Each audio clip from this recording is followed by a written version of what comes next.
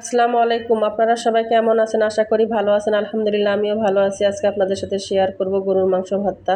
3 টুকরা গরুর মাংস নিয়ে নিয়েছি, 10টা পেঁয়াজ নিয়েছি, 2টা রসুন, 1 টুকরা আদা, কাঁচামরিচ, শুকনা মরিচ, সবগুলো উপকরণ আমি একসাথে ভেজে নিব। এখন প্রথমে নিয়ে নিব আমি একটা শিলপাটায় নিয়ে নিব আমি মাংসগুলো থেতো করে নিব। থেতো করে নেওয়া হয়ে গেলে আমি মাংসগুলো একটা ছুরির সাহায্যে থেতো করে নিব। খেমা তৈরি করে নিব। আসলে এভাবে আমি কুচে নিব। কুচে নেওয়া হয়ে গেছে। এই পর্যায়ে দিয়ে দিব আমি একটু গরম মশলাগুলো আসলে ভর্তা করব, তো তাই শিলপাটায় সুন্দর করে ডলে গুঁড়া করে নিব। সাদা এলাচ, কালো এলাচ, গোলমরিচ, লং সুন্দর করে থেতো করে নিয়ে আমি আসলে মাংসের উপরে দিয়ে দিব।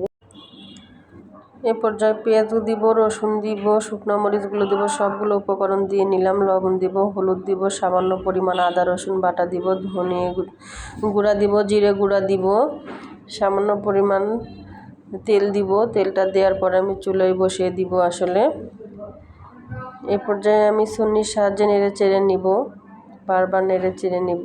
আসলে আমার ভিডিওটা কে কোথা থেকে দেখছেন কমেন্টে অবশ্যই জানাবেন।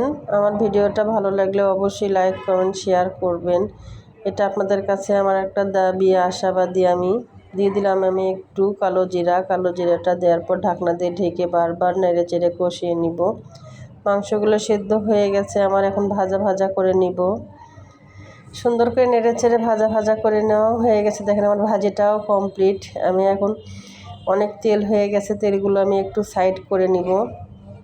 সবগুলো ভাজি এক সাইডে নিব। একটু কড়াইটা একটু কাত করে দিলে তেলগুলো নিচের দিকে ঝরে আসবে। তেলগুলো আমি অবশ্যই একটু কমায় নিব, ও তেলগুলো আমি অন্য কাজে ব্যবহার করতে পারবো। এখন ভর্তাগুলো আমি শিলপাটায় বাটে নিব। এখন নিয়ে নিলাম আমি মরিচগুলো সুন্দর করে ডলে নিব, তারপর ভর্তাগুলো ডলে নিব। একবার হলো বাসায় এভাবে ভর্তা করে খাবেন, দেখেন আপনার বাসার সবাই লোকজন আপনার প্রশংসা না করে ছাড়বে না। এতটাই মজার ছিল ভর্তাটা, আমি বলে বোঝাতে পারবো না। আসলে এতটাই মজার ছিল, কি বলবো আর, না খেলে আসলে বুঝতে পারবেন না কতটা মজার ছিল।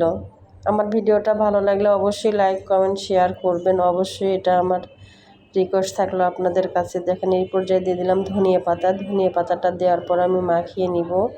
আমার ভর্তাটা রেডি হয়েছে। এদিকে আমি পাটায় সামান্য পরিমাণ ভাত দিয়ে আমি টেস্ট করে দেখলাম কেমন হয়েছে। দেখেন ভর্তাটা কতটা সুন্দর হয়েছে, খেতেও কিন্তু অনেক মজা হয়েছে।